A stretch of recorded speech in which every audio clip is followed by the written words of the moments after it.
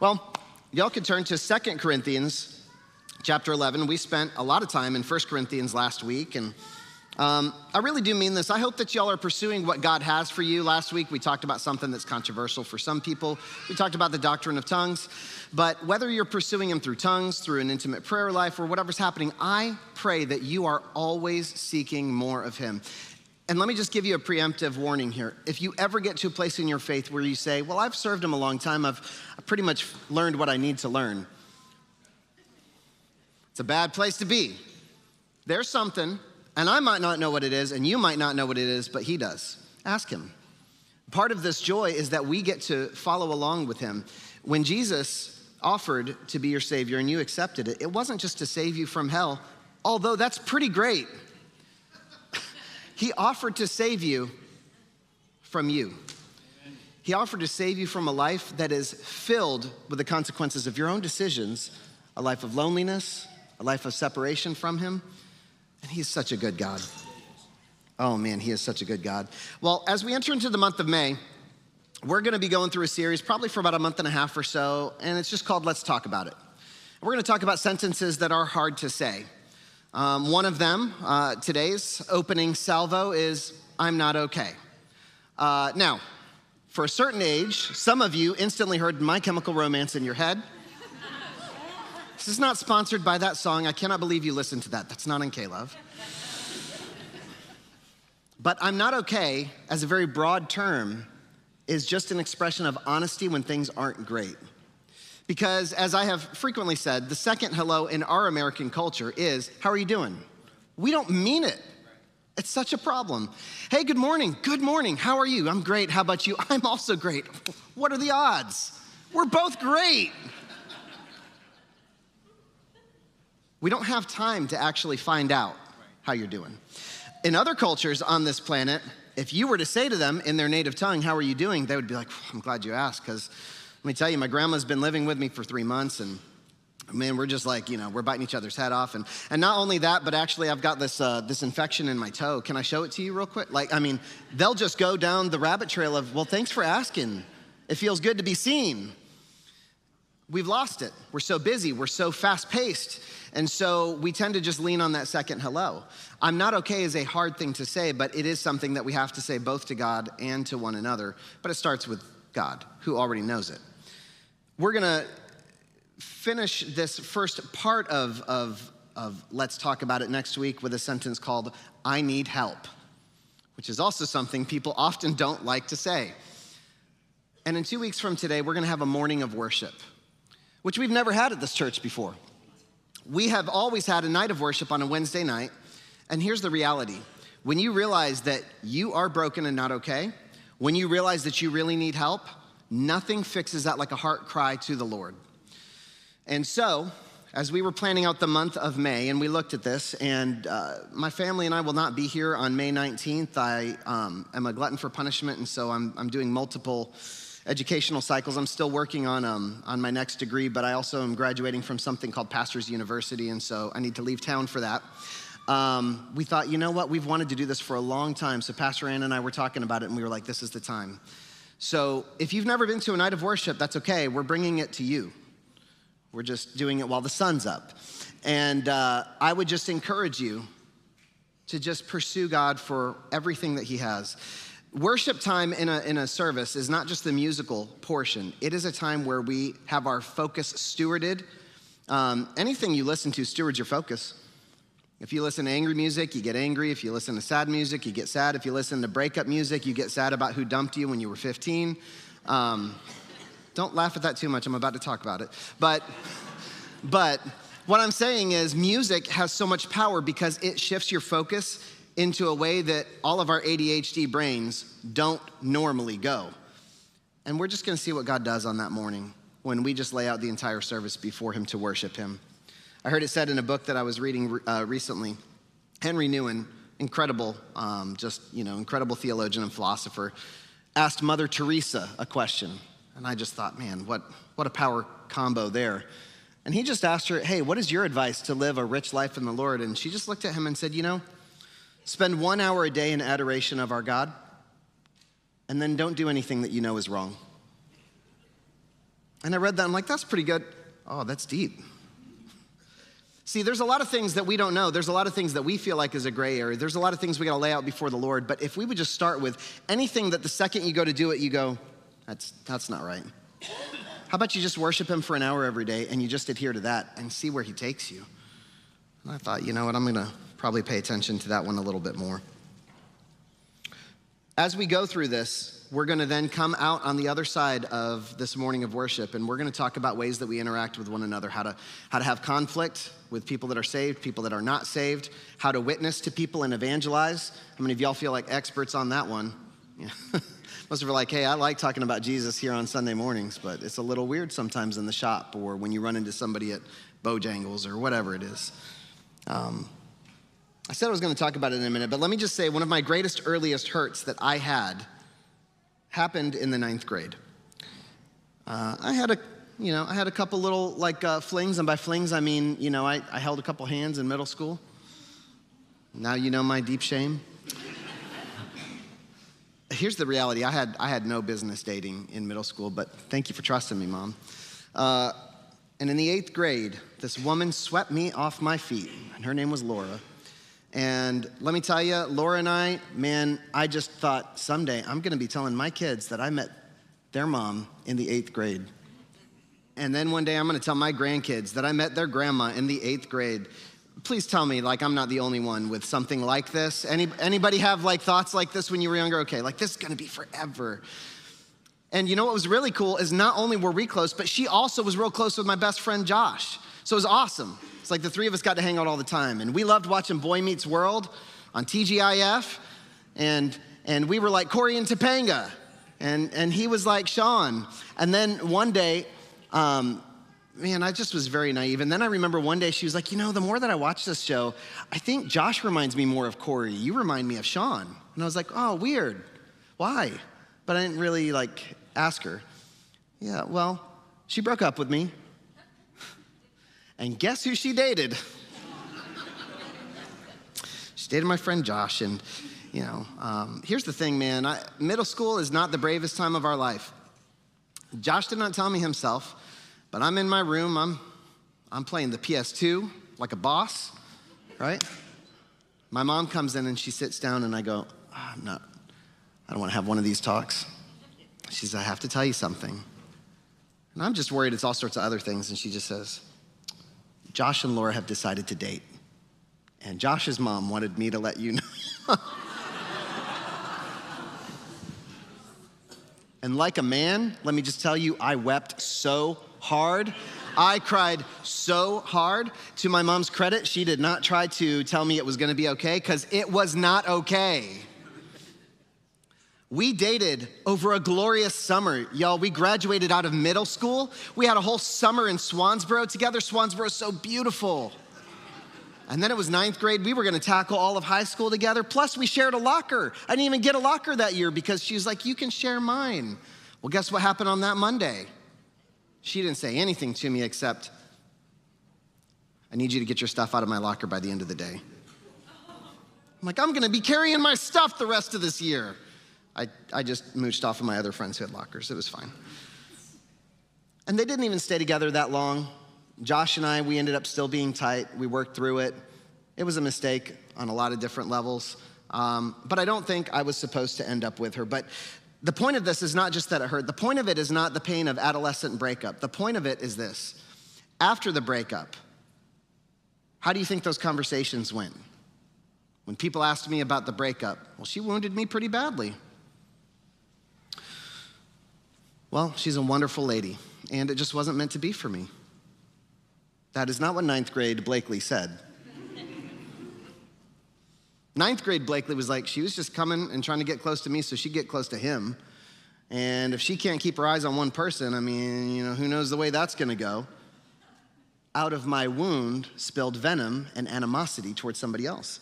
And then she started spreading rumors about me as well. And when all was said and done, I do want to say this for her. She wrote in my senior yearbook, she's like, man, I was young and I made some mistakes and I hope you can forgive me. And we're cool. We're friends on Facebook.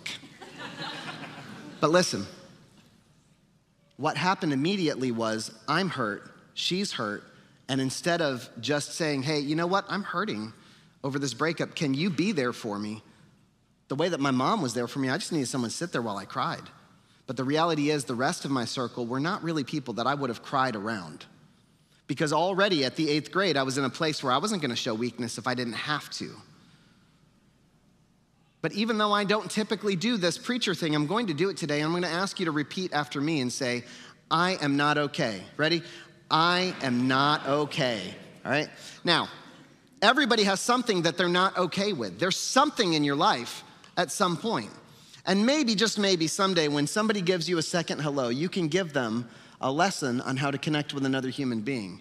How you doing? Hey, actually, this morning, my IBS flared up. Pray for me. Yeah.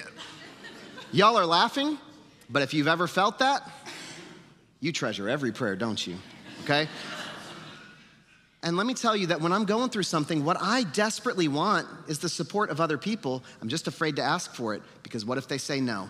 Well, now I'm not okay and I'm hurt on top of being hurt. And the other thing that I learned from Laura was I'm gonna be more suspicious when I date again. And so was she. And so the cycle continues. How did we handle the pain of it then? We handled it like children. But as we grow up, we don't do it a lot differently either. Friendships sometimes crack and they break up, and we'll go as far as to say, well, I'm not perfect, but what they did was word vomit. Now, sometimes we just need that friend that we can cry out to, but none of us need 15 of those friends. Would we agree with that? We handled the pain of it like children, and my prayer is that we won't do this as we continue to grow in maturity in the Lord.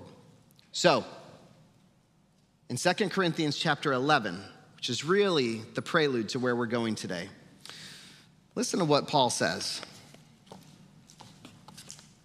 By the way, Paul has really had it with the Corinthians. If y'all remember from last week's message, we talked about the fact that he was trying to correct issues they had in the church. He was giving them structure and order for service. He had been there multiple times already. Now they've responded in a letter. They're asking for his credentials. And he is trying to now defend himself somewhat against these, what he calls super apostles. This is a sarcastic term that he's using.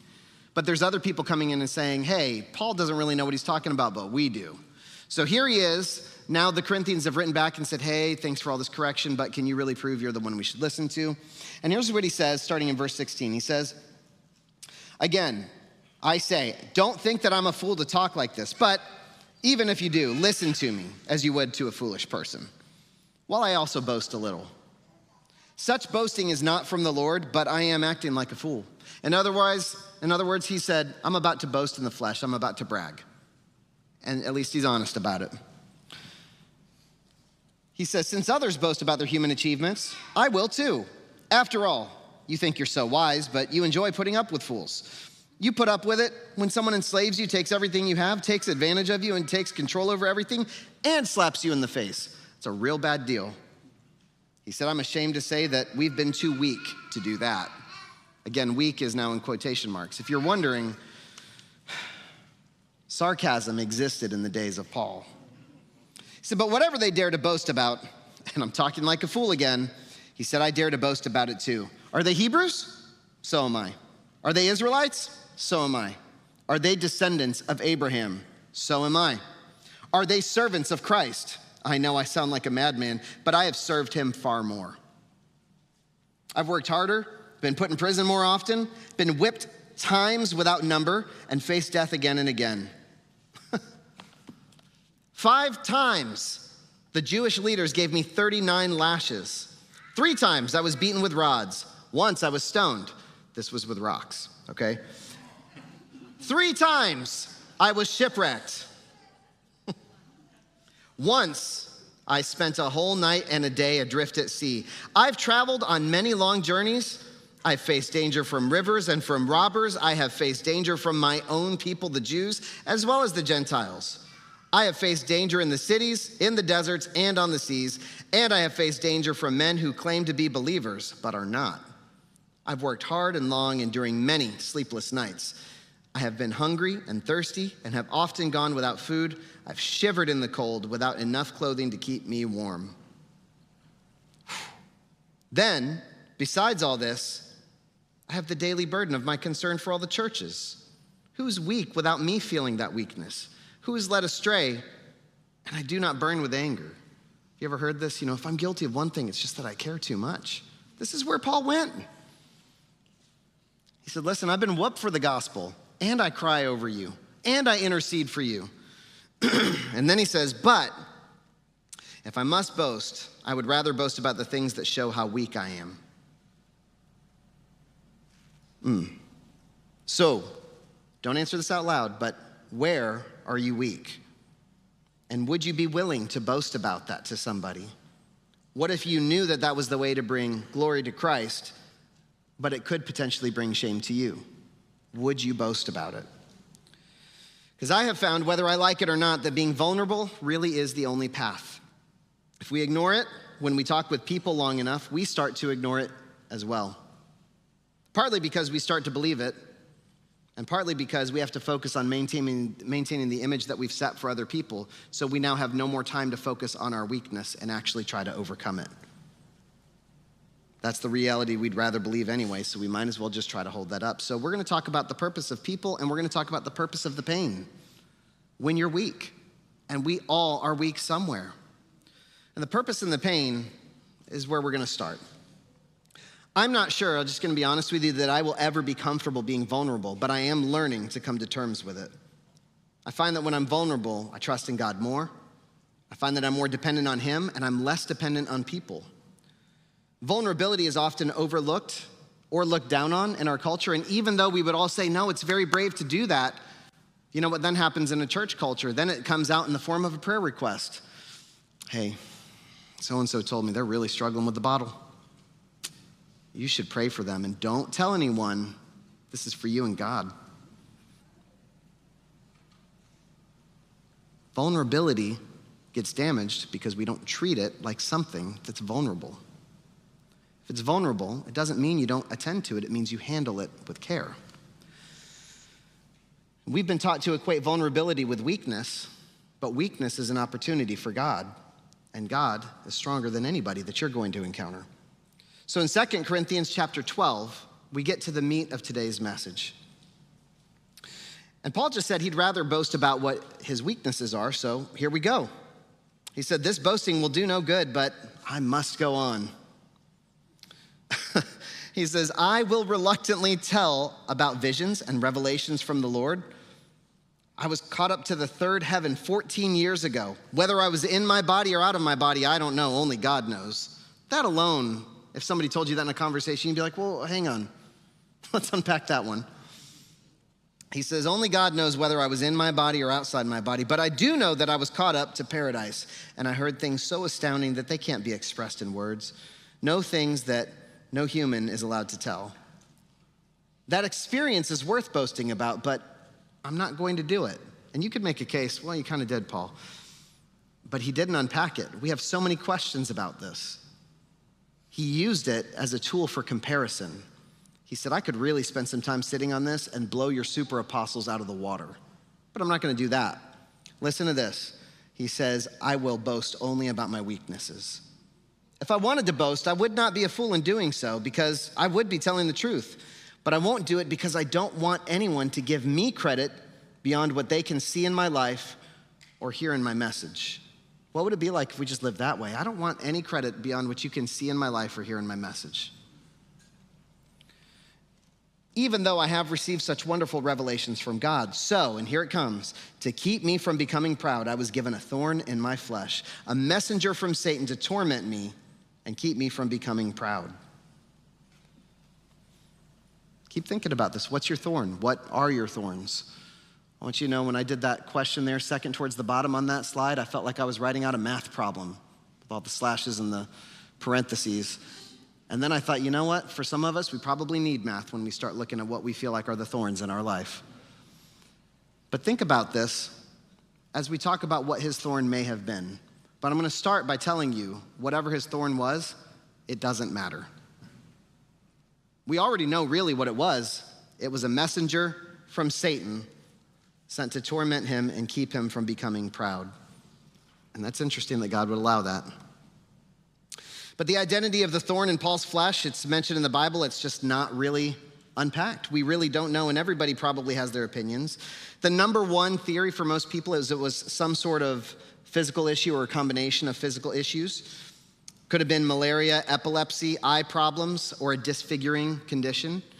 What we glean from reading all of the scriptures that have to do with Paul is he was probably not the best looking guy. He was normally very short. We hear he's probably balding, not a great speaker.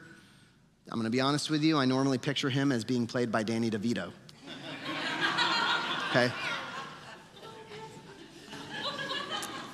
Maybe with a voice that sounded like the assistant coach in The Water Boy or something, right?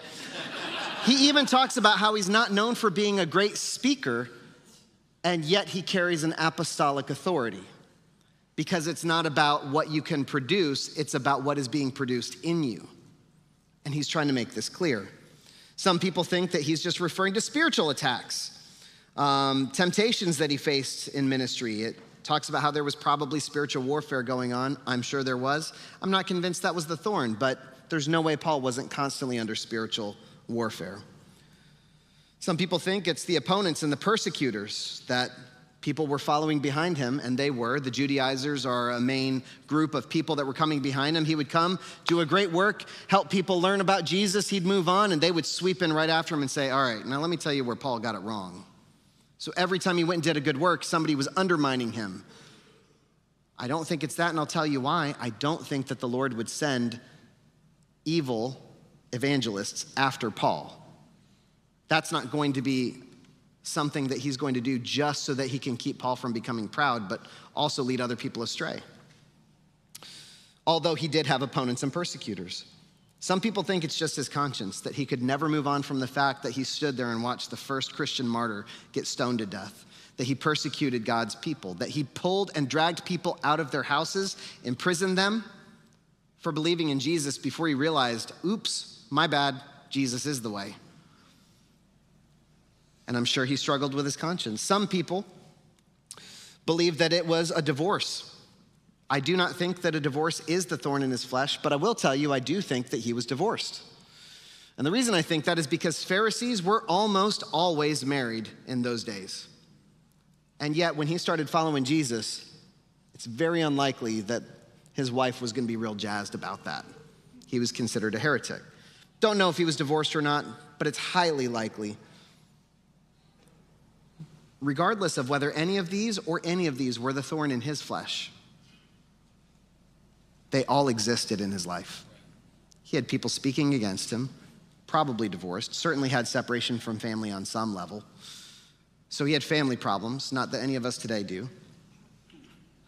He had problems of his conscience, things that happened when he was younger and more naive that he wishes he could take back, something we also never struggle with today.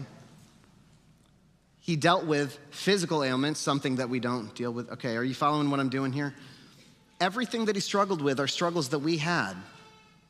And before we even get to the other half of this saying that is known so well, I want you to know that sometimes the thorn is simply to stop you from becoming something else. And I'm not telling you that your thorn is to stop you from becoming proud, but sometimes it is to stop you from becoming something else, whatever something else is. Now, as we're going to read in just a few minutes, Paul did ask for the Lord to take it away. He did what all of us would do. And he only asked 3 times. And the reason he only asked 3 times is because he got an answer. So a lot of times, I'll talk to somebody, and they'll say, well, I've asked the Lord a lot if he would heal me, or if he'd take this away, or if he'd fix this situation. And I'll ask them, has he said anything to you? And if I hear a no, then I say, keep asking. He's a good father. It's not just a song we sing. He is a good, good father. And all dads only really have answers that result in yes, no, or not now. And he'll give you one of them. And he gave Paul a no. You know, Billy Graham used to say in olden times that a ship's carpenter, when building a ship, if he needed the timber for the mast, they would never cut down a tree from a valley. They would only cut down a tree from a mountaintop because it needed to be a tree that had endured storms, winds, and all sorts of other trials. And in a valley, they were protected. But the mast, and I'm not a boating expert, but the mast tends to be pretty important in boating. You're not going to get anywhere without the mast. It's crucial, and out of any part on the boat that's going to survive longer, your mast needs to be one of them. So there is benefit in the things that we go through, whether God takes them away or not. So, verse 8, Paul says this. He says, 3 different times I begged the Lord to take it away. This is not just ask. He begged God to take something from him. And each time he said, my grace is all you need. My power works best in weakness. And he said, so now I'm glad to boast about my weaknesses so that the power of Christ can work through me. That's why I take pleasure in my weaknesses and in the insults, hardships, persecutions, and troubles that I suffer for Christ. For when I am weak, then I am strong. I believe there is wisdom and caution when we're talking about vulnerability here. And if you notice, even in this letter, Paul didn't exactly say what that thorn is. Although I don't think he was being tongue-in-cheek, I think they knew whatever it was he was talking about. But what I will tell you is this. Even Jesus says not to cast your pearls before swine. In other words, don't take your very best stuff and give it out to people who aren't going to appreciate it. You have to use discernment. You got to know the will of God. There is wisdom in not taking your weakness and exposing it before everybody. But there is no wisdom in taking your weakness and hiding it from everybody. No wisdom at all. What you do is you actually present yourself like one of those super apostles. You present yourself as somebody who has it all figured out. And why do you think that Paul was so intent on getting this message across? Except for the fact that he was one of those Pharisees that had it all figured out until God blinded him, re-educated him, trained him, and sent him out on the mission field. Sometimes that's what it takes. So you have to have caution in who you talk to, but the truth is, if you're never vulnerable, you'll never know real love from people. And this is a hard thing to hear. Many of us are not vulnerable because we do not feel loved. But I would also tell you that many of you don't feel loved because you're never vulnerable. Vulnerability gives people a chance to care about you, to encourage you, to follow up with you, to check in on you, to support you, and it gives them a chance to let you down. And many of us, we've just been burned enough in life that we're like, you know what, before I give you the chance, I'm just gonna keep it to myself, okay? But you will never know what that relationship, what that friendship could have become. And it's your choice, and God won't force it. But many of us do not know love because we do not know vulnerability. One thing I've been watching with my kids, Emma and Tim, I've been watching bits and pieces of the latest season of American Idol. I can't believe I'm watching it again. But sometimes you're like, that was pretty good. And then, you know, they're kids. Sometimes they're like, wow, that one was really good. And you're like, no, it wasn't. I'm not gonna rain on your parade. And recently they had a tribute for Mandisa, who was obviously a Christian singer, came out of American Idol years ago. And what they did was they cherry-picked some Christian artists from various seasons to come out and sing Shackles by Mary Mary. And one of them was Colton Dixon. And I had forgotten about this until I was chatting with my wife when we were watching him up there singing. And Colton Dixon, he was a very outspoken Christian during his season. And he was up there in front of everybody. You want to talk about the pressure of being a believer or being a Christian in front of your family or friends or workplace or whatever. Try being a Christian on national TV with the word idol in the title. So it's got to be a little complex. And Colton Dixon, he was pretty outspoken about his faith. Wasn't even supposed to be there. His sister auditioned. She didn't make it. And they were like, what about him? And then he made it. That's awkward. So there he is. A lot of people think he's going to make it to one of the finales. And then they have a Lady Gaga week, and they all have to do a Lady Gaga song. And I'm not preaching against Lady Gaga. She's a non-issue for me. What I'm saying is, every week he had sang something that he had a personal connection to, and on this week, he decided he loved the musicality of Bad Romance. That, if you don't know the song, it's fine. That's the title. What's that tell you? So he sings Bad Romance, and his fan base that knows what he stands for is just evaporated. They don't vote. And in what a lot of people thought was a shock, he got voted off that week. That's not the interesting part. The interesting part is then he made a public apology. And he said, I chose musicality over my faith, which has defined me. And if you remember, I don't know if they still do it, they haven't yet on this season, but they used to then make the person who got voted off sing a goodbye song. It's like the most cruel thing they could do. Yeah. Well, you're voted off. Go ahead and sing for people one more time. Why do you want me to sing? They just voted me off. They don't want it. I don't want it. And what do you think he sang? You think he sang Bad Romance again? No. He sang a song that maybe some of you know called Everything by Lifehouse. And he didn't even really perform, he just sang, because what he did is then he got up to the front of the stage, he got down on his knees like this and sang words like, how can I be there with you and not be moved by you? And saying that Jesus, that God is all he wants, all he needs in front of a national audience. And from that day on, he's been pretty successful as far as Christian music goes.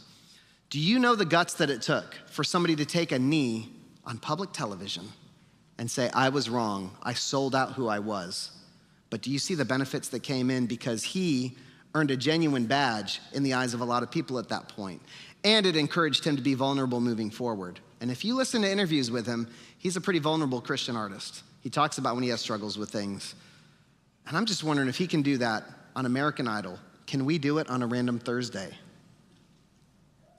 You're gonna have to be vulnerable to people as well as God. Now be wise about the people. But where are the moments that we can just own what we've done? Christians run from this so often. Do you know that when you apologize, you actually make other people feel safe to be vulnerable as well? This morning I had a long talk with my daughter because she was dealing with some vulnerabilities. But also, anytime that we're talking or I've misunderstood something or I say, why would you do that? And I try to correct her and I have the wrong understanding, I'm very quick to apologize. And she feels very safe to talk to her mom and I. Would to God that we all felt safe talking to our parents growing up. And would to God that we would always feel safe talking to our friends. 2 Corinthians chapter 12, let's jump back in at verse 11. Here's what Paul says. Now Paul's getting fired up in this letter. I hope y'all enjoy sarcasm because here it is. He says, you have made me act like a fool. You ought to be writing commendations for me. For I am not at all inferior to these super apostles, even though I am nothing at all. Well, what is it, Paul? When I was with you, I certainly gave you proof that I'm an apostle. For I patiently did many signs and wonders and miracles among you. The fact that he said patiently tells me that they had to be convinced over and over again. The only thing I failed to do, which I do in other churches, was to become a financial burden to you. Please forgive me for this wrong. In other words, you know what? I didn't even take an honorarium when I went there to preach for you. Next time, I won't make that mistake. Now I'm coming to you for the third time, and I will not be a burden to you. I don't want what you have. I want you. After all, children don't provide for their parents. Rather, parents provide for their children. And I will gladly spend myself in all that I have for you, even though it seems that the more I love you, the less you love me. Wow, man. He knows how to work a guilt trip, doesn't he? Who loves this way? Who says, man, the more you hate me, the more that I love you. I'm defensive over you. I'm protective over you. I'm coming back because I have to correct things even though you have turned on me and you're not as all in for me as I am for you. Who loves that way? Somebody who's experienced the presence of Jesus. Somebody who has been able to look at Jesus and say, I'm not okay. I screwed up. And Paul's flaws, his mistakes were so public, there's no way he could have explained it away. Nowadays, whole churches and businesses and politicians, they hire law firms to write, long statements that really say nothing but give you a word salad so that you feel like it's been addressed. Nobody comes on TV and just says, I screwed that one up. I'd love to hear a politician, Republican or Democrat, just get on TV and be like, voted that way? I shouldn't have done that. That was my mistake. Well, why'd you do it? I was stupid. I would just love to hear that. It would buy a lot of credibility with me, but it won't happen in this day and age. Jesus had some issues with fig trees as you read through the life of Jesus. He was looking for them, cursed them, and all of that. And I got a fig tree. Anybody wants a fig tree and you know how to pull one up? You can have it. I got a fig tree. It's right at the corner of my front lawn, and it's fine. The branches stick out a little bit, but whatever. I can hack those off. But you know what is attracted to those figs are wasps. And so I do have some form of allergy to stinging insects. So I park my car and I go in the house like this down the sidewalk. At least part of the year. So I'm not kidding. Anybody wants a fig tree, let me know after service. But this fig tree is about to die this year one way or the other. It's either gonna leave my yard and go somewhere else, or it's just gonna get chopped down. The problem is this fig tree is about like this tall. So had I caught it when it was younger, I could have just pulled it up by the root and just been done with it. You can't pull up something big by the root. You have to actually chop it down, try to kill the root, and dig it up with a shovel, which is probably what I'm going to end up having to do. Why do I share this with you? Because sometimes things get so rooted in there, it's too exhausting to try to pull them up, so we just coexist with it. I have lived in that house for 8 years. It's always had a fig tree. And I've told Cassie for at least 7 of those years, I'm gonna get rid of that fig tree. And every year it's bigger, and I deal with it more and more. I'm finally gonna do something this year, because if I don't, y'all will hold me accountable. But I'm gonna tell you, I one time had an issue where I felt like I had been used and manipulated by somebody, and I felt like I had their situation all figured out, and I went to the Lord to pray about somebody else. And the Lord brought that person to my head and said, hey, this is deep, you ready? You know what the Lord told me? He said, people are people. Okay. And then he said this. He said, some pursue, fill in the blank, I'll just say fill in the blank for you, instead of my call, because they believe that it is evidence of my call. Sometimes people just want something so badly, they pursue it thinking that it must be God answering their deepest desire, and it may not be him. Sometimes people aren't doing something that hurts you because it hurts you. They're not trying to wound you. People are complex. They all have their own backstories. And they're not trying to wound you, but they do along the way. And then the Lord said, forgive that person. It's not, he said, it's not a stronghold, but it is a seed. Well, you know what? It's a lot easier to kill a seed than it is a root. And I don't want it to take root, so I forgave that person in my prayers. So what is your go-to? Do you, when you realize the sin nature in your friends, do you condemn them? Do you use it to justify and say, this is why I don't trust people? Do you go to them and say, let's make this right, let's figure this out? I'll tell you one of the reasons why we don't go to people when there's a conflict, just one of them. Because odds are when we go to them to talk about what they did wrong, they're gonna also tell us things that they don't like about us. Now, common courtesy would be, let's have a conversation about this, and then we can have a conversation about that. It's never a good comeback to say, well, you also, blah, blah, blah. We don't wanna go and talk to them because we're afraid that they're gonna say, well, here's some things that wound me too. But the reality is if they fix the issues that they're causing, and if you fix the issues that you're causing, it'll be so much better. And you'll feel safer.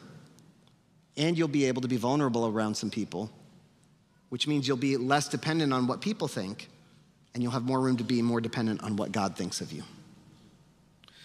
What happens when we do get hurt, though? Let's talk about that. When you realize that you're wounded, you don't have to turn there, I just have a couple notes from it, but Psalm 55 gives us a picture of how David felt after being betrayed by a close friend.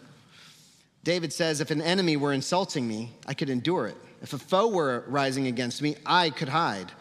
But it is you, a man like myself, my companion, my close friend, with whom I once enjoyed sweet fellowship at the house of God, as we walked about among the worshipers. See, David felt the sting of betrayal.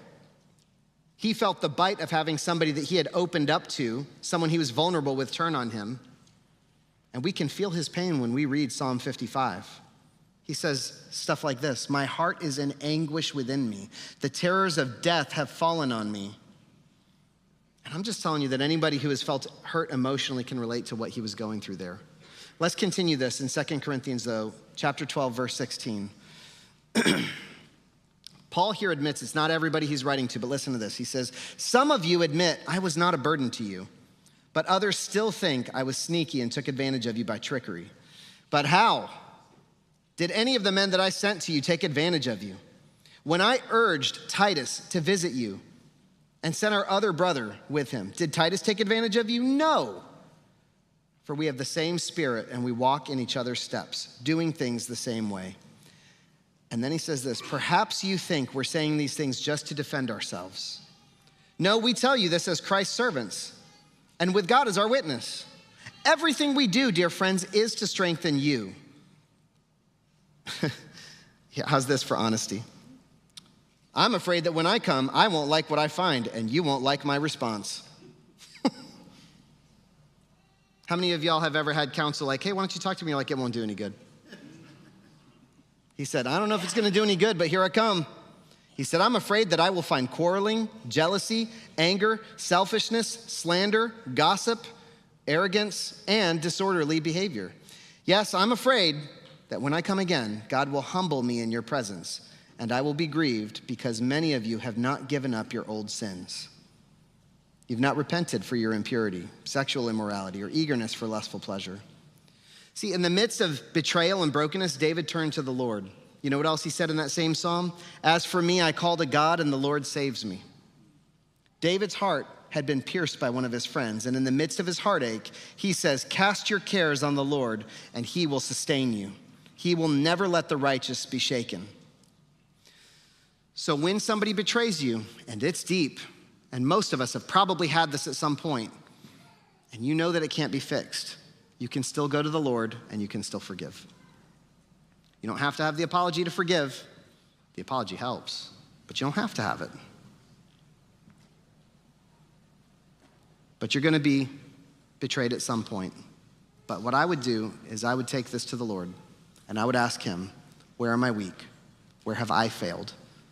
Because maybe you didn't fail at the initial incident, but maybe you held on to it in a place that it started to grow down roots, and these roots are choking out other things that God wants to plant. God has promised that you will not be disappointed in the grand scheme of things if you lean on him. As I said it earlier, personally, I used to hate being vulnerable. Okay, I still do.